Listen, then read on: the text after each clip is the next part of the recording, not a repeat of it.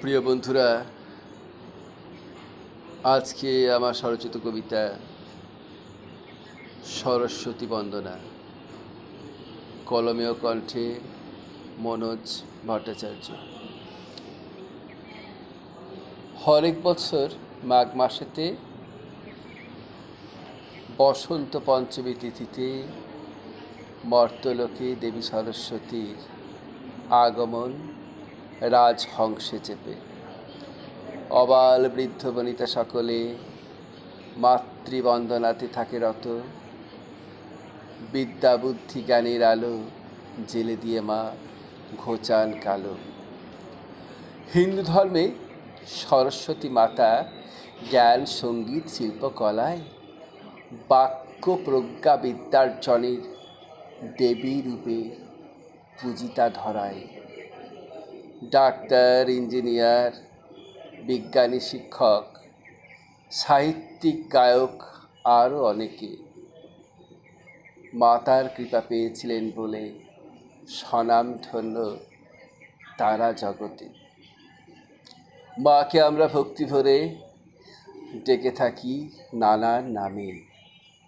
বাগদেবী, সারদা, মহাশ্বেতা ভারতী, শতরূপা ব্রাহ্মী, ভগবতী নামে। মায়ের পূজার জরুরি সামগ্রী পলাশ ফুল আর আমের মুকুল, শুভ্র আবির, খাগের কলম, দোয়াত বই আর বাদ্যযন্ত্রাদি, ফুলকুল আর সরবতি আলু, জবের শীষও পুজোয় লাগে। শীত মরশুমের নানান সামগ্রী লাগে জানি মায়ের ভোগে।